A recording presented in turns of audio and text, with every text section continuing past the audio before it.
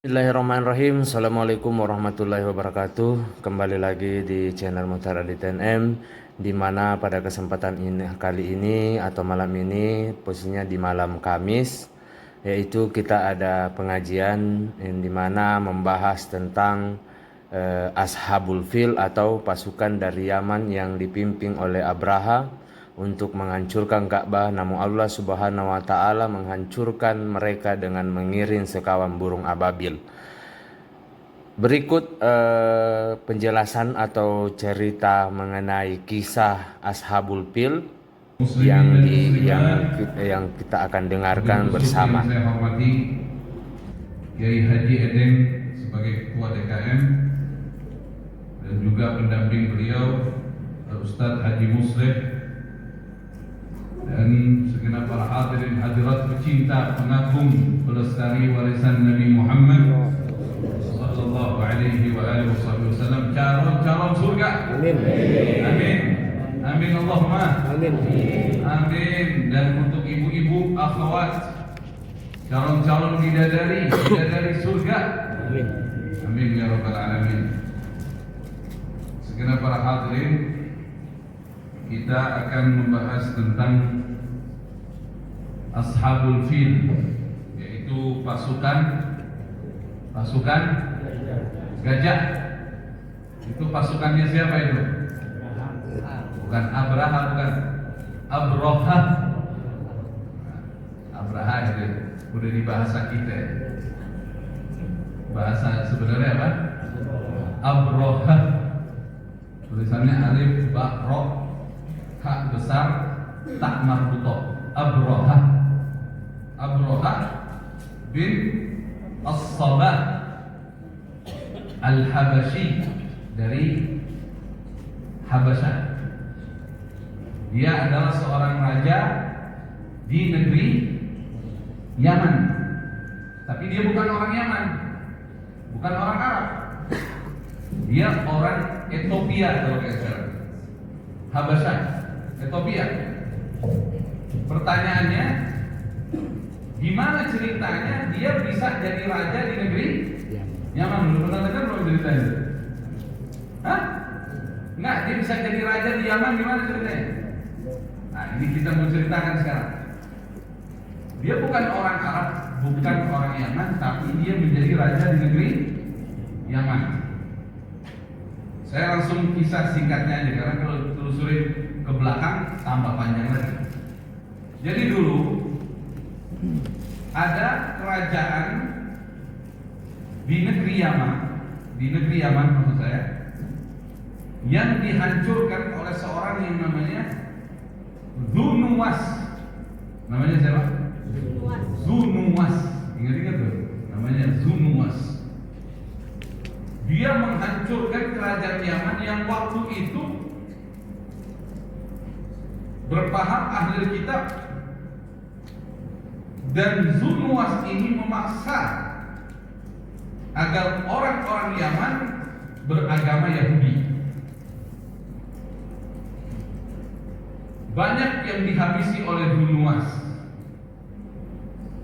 termasuk sebagian mengatakan kisah tentang Ashabul Ukhdud, yaitu kejadiannya. Wallahu a'lam bishawab. Jadi yang orang dibakar sekampung itu semua yang nggak mau ikut dia. Ada satu yang kabur selamat dari pembunuhan massal Zunuwas. Namanya Daus bin Sa'labah. Namanya siapa? Daus bin Sa'labah.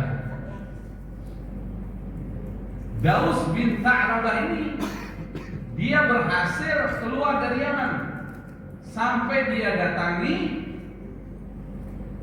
kerajaan Romawi ketika itu. Berjumpa dengan rajanya, di mana raja Romawi julukannya adalah Kaisar.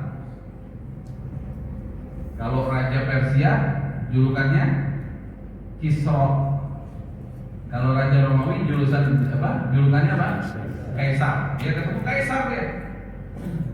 Dia sampaikan Ini ada orang Zunuas memaksa kami keluar dari agama kami. Nah waktu itu agamanya si Daus bin Sa'labah ini nggak jauh sama agamanya orang-orang Romawi. Ini sebelum lahir Nabi kita Muhammad SAW ini cerita. Tapi Raja Romawi bilang, negerimu Yaman itu terlalu jauh dari saya. Lebih baik saya berikan surat rekomendasi untuk kamu menghadap Raja Habasha. Jadi waktu itu Raja Habasha ini termasuk kerajaan yang besar dan sekutu Romawi. Raja besarnya, sekutu Romawi. Nah, di Habasha itu rajanya dijuluki dengan sebutan Najasyi. Sebutan apa? Najasyi.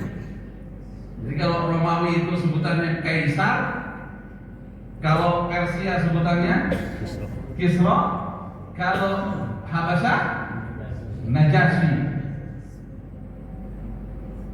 Surat sakti dari Raja Kaisar Romawi dibawa oleh Daus bin Sa'labah ke kerajaan Habasha dan berjumpa dengan Najasyi. Hingga Najasyi memutuskan membantu Daus bin Sa'labah untuk menghancurkan kesewenang-wenangan Abu Nuwas dan para pengikutnya itu di Yaman. Dikirimlah pasukan dari negeri Habasha berjumlah 70 orang dipimpin oleh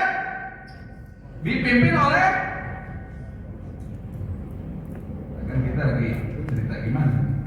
Raja Habasha kirim pasukan jumlahnya berapa? 70.000 orang. Pasukan itu dipimpin oleh Daus. Daus kan yang minta tolong. Dausnya menyertai. Dipimpin oleh siapa? Panglima perangnya? Bukan. Aryab. Ingat nih, namanya siapa? Aryab.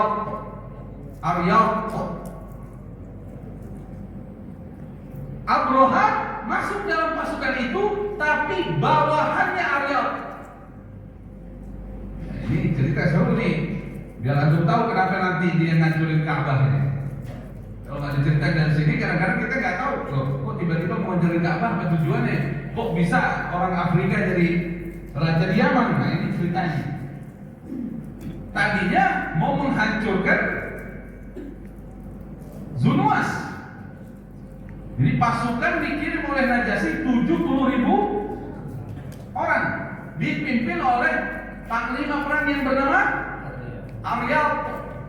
Salah satu wakil panglima adalah Abroha, bawahannya Aryab. Singkat kisah, sampailah mereka lewat jalur laut ke negeri Yaman. Sampai di Yaman, mereka berperang dengan Zunuas, maka Zunuas dan pasukannya tidak berdaya, mudah dikalahkan oleh mereka, sampai dikabarkan Zunuas lari menuju laut dan sampai tenggelam sendiri di laut. Hingga mulai saat itu negeri Yaman dipegang kekuasaannya oleh panglima tentara dari negeri Habasha. Namanya siapa? Aryab, bukan Abroha. Aryab. Abroha bawahannya Aryab. Bertahun-tahun negeri itu dipegang oleh orang Habasha. Dan tidak sedikit bala tentara yang berbuat sewenang-wenang terhadap masyarakat Yaman ketika itu. Abroha sebagai bawahan Aryab berusaha mengkudeta Aryab. Bagaimana caranya? Dia mulai menghasut bala tentara yang ada di akar rumput atau yang di bawah dengan mengatakan ini kalau cara kepemimpinan Arya di Yaman ini berbahaya buat kita. Kalau Arya terus menjadi raja kita di Yaman, nggak lama lagi kita dihabisi sama orang Yaman. Dia terlalu lemah buat kita. Jadi dia apa istilahnya? Hah? Dia apa istilahnya kalau begitu? Dia dihasut atau dia apa? Hah? Dibuat menurut kepercayaan masyarakat Habasyah di Yaman kepada Arya. Oleh Habasyah, oleh siapa? Oleh Abraha. Ternyata kalimat-kalimat itu mengena di hati bala tentara yang ada di negeri Yaman dari mereka Habasyah, orang-orang Habasyah. Maka terpecahlah dua golongan besar di Yaman. Ada pengikut Arya, ada juga pengikut Abraha. Jumlahnya hampir sama. Disitulah mulai terjadi ketegangan antara Abraha dengan Arya. Langsung Abraha kirim surat ke Arya. Kalau kamu membiarkan ini terus berjalan atau berlanjut, kita habis rame-rame di Yaman. Kita ini di negeri orang, mimpin orang yang ada di negerinya. Kalau kita berantem, kita habis rame-rame. Padahal dia pikir siapa? Nah ini namanya siasat nggak benar ya. Semoga Allah ampuni dosa-dosa kita, Allah rahmatin kita. Siasat kekuasaan dengan cara yang salah kayak gini. Akhirnya gimana yang terjadi? Kata Abraha, Arya, lebih baik kamu berantem aja sama saya. Satu lawan satu. Kita tidak usah bawa pasukan. Siapa yang tetap hidup, dia yang akan memimpin orang-orang Habasyah di negeri Yaman. Dan dia yang akan memimpin Yaman ini. Pikir Arya, udah dah, ini anak juga kurang ajar, mendingan ane beresin aja gitu. Hah? Jadi kan nggak perlu tempur kan? Kalau tentara sama tentara ribut kan bisa mati semua mereka nanti. Lemah kan? Akhirnya ditentukan waktunya dan tempatnya, terjadilah perkelahian besar antara Arya melawan Abraha. Arya bawa tombak. Begitu ketemu nggak banyak ngomong, Arya langsung nompak Abraha, kena di sini, di jidatnya. Tuh tombak ditarik ke bawah sama Arya, bah, robek. Dia robek mukanya tuh. Abraha mukanya robek dari jidat sampai bawah bibir. Robek. Maka mulai saat itulah dinamakan namanya dengan Abraha al-Asram. Abraha al-Asram artinya al-Asram, orang yang mukanya robek. Itu kan bekasnya nggak hilang. Tapi dalam pertempuran itu pikirnya Arya, Abraha udah gak berdaya. Arya membelakangi Abraha, dia pikir Abraha udah gak berdaya. Dari belakang ditusuk Arya, menang Abraha. Tadi pikir Arya udah kapok, jatuh, udah gak berdaya. Muter balik sedikit badannya, dari belakang Abraha tusuk Arya. Akhirnya yang menang dalam pertempuran itu siapa? Abraha dengan luka parah di mukanya, robek dari jidat sampai bawah bibir, yang akhirnya dia dinamakan dengan Abraha al-Asram. Sallu ala Nabi Muhammad.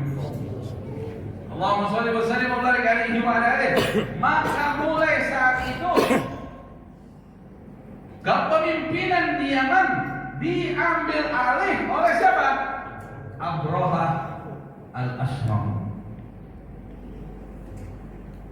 Semua bala tentara akhirnya menyatu kembali, bersatu kembali di bawah pimpinan Abraha. Hingga berita ini sampai ke pusat kerajaan atau ke negeri Habasyah. Berita ini didengar langsung oleh Najasyi, raja mereka, bahwa yang diterima kabar oleh Najasyi, Aryab, gubernurnya yang ditunjuk sebagai pimpinan di Yaman, dibunuh oleh Abraha. Saat itu juga Najasyi bersumpah dengan mengatakan, tidak akan aku biarkan orang membunuh gubernurku tanpa seizinku. Maka saksikanlah oleh kalian sumpahku ini. Saya akan menginjak tanah Yaman, dan saya akan memotong ubun-ubun orang yang membunuh gubernurku itu. Ini sumpahnya siapa? Najasyi. Sumpahnya dua, mau menginjak tanah Yaman dan memotong ubun-ubun yang berani membunuh gubernurku tanpa seizinku. Berita ini terdengar sampai ke Yaman. Abraha licik, ahli siasat, demi kekuasaan. Yang tadi sudah saya sampaikan, awalnya dia ngadu, ujung-ujungnya dia ada berkelahi demi dia yang megang, macam-macam lah begitu. Nah, waktu dia dengar sumpahnya Najasyi, dia tahu ini bahaya deh. Kalau sampai Najasyi datang ke Yaman, matilah dia. Karena bala tentaranya nggak bakal mau perang sama Najasyi. Ya kan? Raja datang beres nih. Dia siapa nih, gubernur biasa. Ini raja datang ya habis nih. Nggak punya kekuatan apa-apa, dihukum mati. Langsung dia segera tulis surat. Dia nulis surat, dia kirim suratnya ke Raja Najasyi. Isi suratnya begini: wahai rajaku yang mulia, Aryab adalah budakmu, dan aku pun Abraha juga adalah budakmu. Pertama, suratnya ini siasatnya tinggi juga. Dia nyamain dulu kedudukan dia sama Aryab. Raja ini nggak sadar Aryab adalah budakmu dan aku pun juga budakmu. Apa yang terjadi istilahnya di lapangan atau di antara kami di Yaman adalah akibat dari ketidakcerdasan Aryab dalam memimpin, sehingga terjadi pembelahan pasukan di Yaman yang akan membahayakan pasukan kita semua. Maka untuk menyatukan mereka, kami berdua berinisiatif bertarung demi bersatunya tentara di Yaman. Nah, ini siasatnya. Paham aja? Paham aja? Ya salah. Jadi dia ngarang cerita pada dia yang bikin ini selama ini. Ini siasat busuk ini. Dia bilang demi bersatunya tentara di Yaman, kami berdua berinisiatif bertarung demi bersatu lagi tentara di Yaman. Namun raja, sumpahmu adalah sumpah yang harus kami semua patuhi. Dengannya bersamaan surat ini, saya telah kirimkan satu kantong isinya tanah Yaman bersama dengan seluruh rambutku yang ada di kepala. Sebaiknya raja injak itu untuk mengganti sumpah raja yang sebenarnya. Jadi mulai detik itu Abroha kepalanya botak terus demi sumpahnya.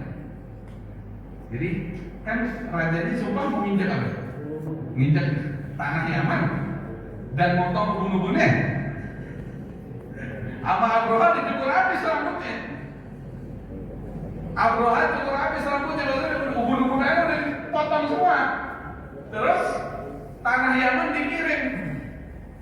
Maksudnya udah raja tinggal injak itu tanah Yaman dan rambutku selesaikan sumpah. Itu kalimat itu membuat raja terima. Ya kan dia pikir-pikir kan, wah ini kalau dibiarin bala tentara juga rusuh juga di sana dan bisa mengakibatkan perang saudara. Ya udah kita terima deh. Singkat kisah si raja injak ini itu operasi kejadian di dalam. Kisah singkat, diinjak ini tanah sama raja Najasyi, sak rambutnya diinjak. Habis diinjak berarti sumpahnya nggak perlu dijalanin, raja nggak perlu ke Yaman. Raja menepati sumpah karena seorang raja itu kalau disumpah, kalau nggak dilaksanakan nanti derajat dia turun di mata masyarakatnya. Antum ambil itu botolnya udah masih boleh minum nggak? Jadi dia lagi ngaji. Nah, akhirnya apa yang terjadi? Begitu diinjak, udah selesai, sumpahnya beres. Tapi ada surat raja yang membahayakan. Abroha, untuk sementara waktu pimpinlah negeri Yaman di bawah perintahku sampai aku memutuskan keputusan selanjutnya. Artinya posisi Abroha aman sementara. Kalau bahasa sekarang PLT, aman sementara ini.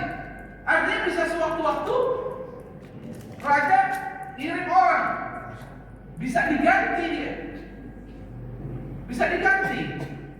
Raja bisa kirim seseorang, bisa diganti dia. Terus apa yang terjadi segenap para hadirin? Abroha di situ mulai caper ke raja Najasyi. Dia pengen nunjukin bahwa dia adalah orang yang tepat sebagai utusan kerajaan Habasyah untuk memegang negeri Yaman. Dia mau ngasih pembuktian itu. Dia mau menunjukkan sama raja Habasyah bahwa dia lebih baik dari Aryab. Dengannya dia tahu ada satu tempat ibadah yang didatangi setiap tahun dalam ibadah haji, yaitu kota suci Mekah. Ada apa di sana? Mereka mengunjungi Baitullah, Ka'bah. Itu tiap tahun tuh haji. Cuma dulu lagi zaman jahiliyah sempat tercampur dengan hal-hal yang syirik wa iyadillah. Tapi tiap tahun orang haji ke sana. Maka dia tanya, apa istimewanya Baitullah yang ada di Makkah itu? Terbangun dari apa? Dia hanya bentuk kotak, terbangun dari batu-batu. Tapi ya, kita kesana merasa dikabulkan doa-doa kita. Akhirnya dia bangun satu tempat ibadah di negeri Yaman, tepatnya di Son'a. Sekarang ibu kota Yaman ini. Tepatnya di negeri Son'a. Dia bangun, bentuknya lingkaran, besar, lebih besar dari Ka'bah, lebih mewah. Bahkan ada riwayat dilapisi dengan emas-emas. Keinginan dia agar orang-orang Arab menyudahi ibadah mereka tiap tahun ke Mekah dan beralih mengagungkan tempat ibadah atas nama Najasyi di Yaman. Keinginan Abroha. Kalau keinginan itu tercapai, maka harapan dia Najasyi akan percaya kepadanya dan tidak akan menggantikan posisinya. Paham ini? Ini urusan politik semua nih.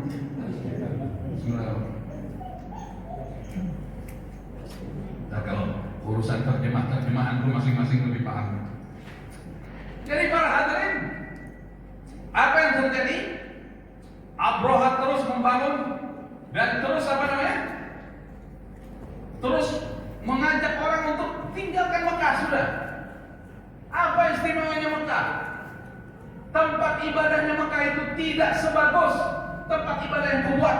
Ini lebih besar, lebih megah. Dan aku akan berikan makanan, dipancing pakai makanan, dipancing pakai hadiah-hadiah biar orang ramein di tempat ibadah yang ada di Son'a. Tapi kenyataan beda. Memang sesuatu tempat barokah itu tidak bisa disaingi dengan kemewahan. Orang yang tidak baik, walaupun dipakaikan pakaian bagus, wangi-wangian, dimasukin salon kepalanya, mukanya dimasukin tempat untuk dipercantik, tetap orang jujur, orang baik, walaupun pakaiannya biasa, tetap orang lebih senang sama yang jujur ini. Bukan begitu, berarti orang nggak benar, biarpun dipakai pakaian bagus, ya tetap aja orang nggak simpatik. Tapi orang jujur, biarpun pakaiannya sederhana, mungkin nggak terlalu wangi, tapi orang sukanya sama dia. Ka'bah memang dari batu biasa secara zahirnya, tapi karena ini bersanding dengan sebutan Baitullah, rumah Allah, ini jadi istimewa. Kita pun kalau mau istimewa, jadilah sesungguhnya kamu ini Abdullah, hamba Allah. Bagaimana caranya jadi hamba Allah? Caranya jadi hamba Allah itu bangga menjadi hamba-Nya. Orang di akhir zaman ini banyak yang berbangga diri dengan jabatannya, banyak yang berbangga diri dengan hartanya, banyak yang berbangga diri dengan sukunya. Tapi kamu pilih apa yang dipilih Rasulullah SAW dan para nabi alaihi wassalatu wassalam, banggalah jadi hamba Allah. Kebanggaanmu jadi hamba Allah nanti akan terbukti dengan sendirinya. Kalau ada panggilan azan, kamu akan segera masuk. Kenapa? Itu ada kebanggaan. Saya ini hambanya, saya dipanggil, saya diundang ke istananya. Hanya saya yang diizinkan sujud karena saya hambanya. Yang bukan hambanya tidak bisa masuk untuk sujud. Betapa bahagianya saya, betapa bangganya saya bisa membaca surat-surat yang diberikan olehnya, Al-Quran. Betapa bangganya saya bisa menyebut nama-nama Allah yang mulia. Jadi lama-kelamaan nanti kebanggaan kesukuan, kebanggaan pribadi, kebanggaan harta, kebanggaan jabatan lenyap semuanya, nggak ada apa-apa. Semoga Allah ampuni dosa-dosa kita. Allah rahmatin kita insyaallah. Amin ya rabbal alamin. Ya salam. Ngapain modal aja? Ya salam aja. Segenap para hadirin dan hadirat rahimakumullah. Balik lagi Abraha minta orang-orang Arab sudah menyudahi, sudah nggak usah ke Mekah, kesini aja. Akhirnya ada salah seorang dari suku Bani Kinanah, keturunan Adnan. Suku Bani Kinanah ada yang datang ke Yaman. Lolos dia. Bisa masuk dia ke tempat ibadah yang dibuat oleh Abraha, yang dianggapnya lebih mulia dari Ka'bah oleh Abraha dan pengikutnya. Dia buang kotoran di situ.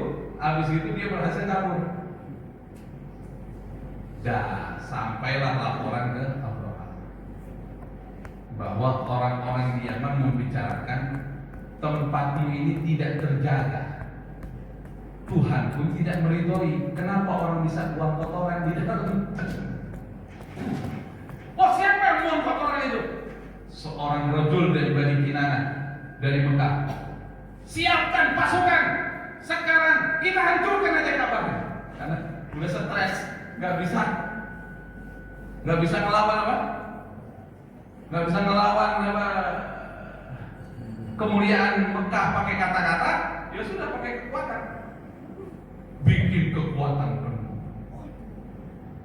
Kalau di dalam kitab namanya Ar-Rahiqul Makhtum, di sini dikatakan adaduhu, bahwa jumlah bala tentara yang dibawa oleh Abraha situna alaf jundi, ada 60.000 tentara.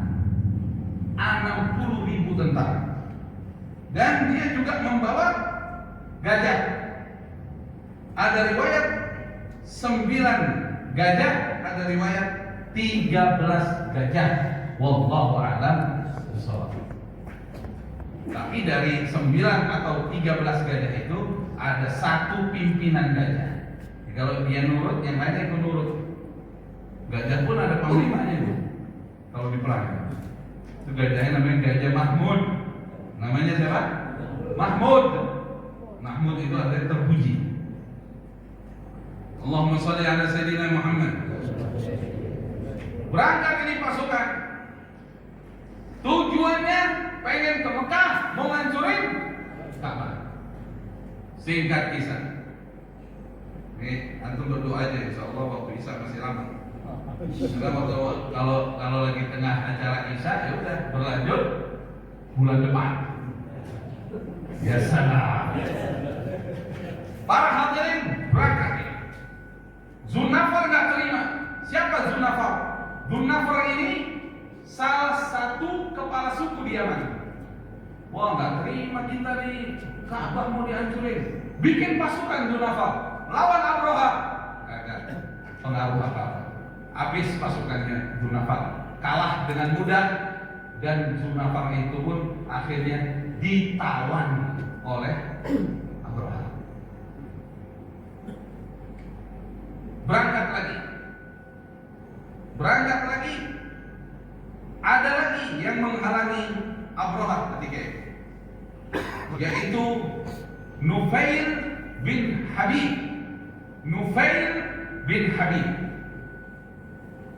Dia menghalangi Abraha.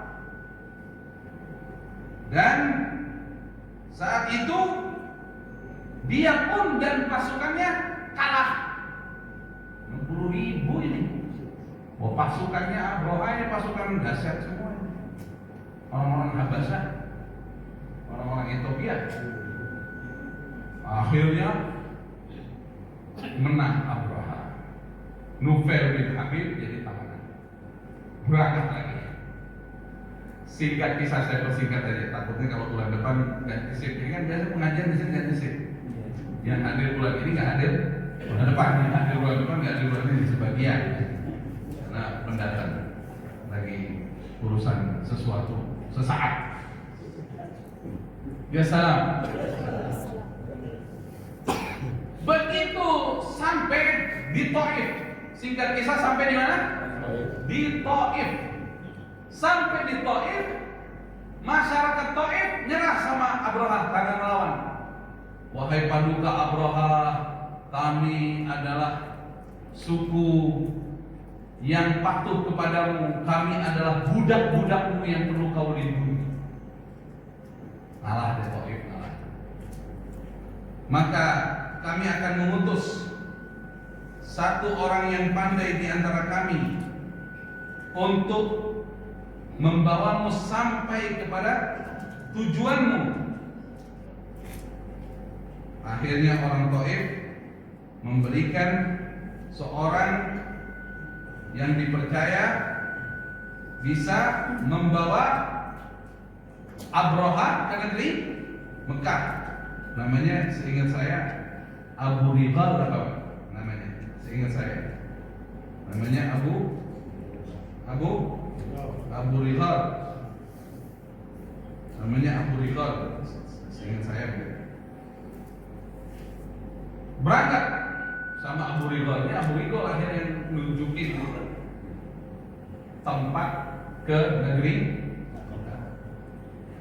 Singkat kisah, sampailah di satu tempat namanya Al-Mughammis. Namanya apa? Al-Mughammis. Abu Rigal sebagai petunjuk arah menuju Mekah menyampaikan Abraha sampai kepada Al-Mughammis. Nama tempat itu. Belum masuk Mekah belum? Perbatasan. Belum masuk Mekah belum? Tapi ya sudah tinggal masuk Mekah itu. Kalau orang ke Tanah Abang, udah dikaret gitu. Kenapa bisa masuk ke Tanah Abang? Gitu. Udah di Al-Mughammis. Nanti saya lanjutkan. Sampai di Al-Mughammis, Abu Rigal mati, meninggal dunia, dikuburkan di situ. Menurut kabar orang-orang Arab kalau lewat kuburan itu nyambilin batu. Semenjak karena dianggap khianat menunjukkan keberadaan kota suci Mekah. Abraha waktu itu bikin markas di situ, base camp dengan bala tentaranya yang puluhan ribu orang.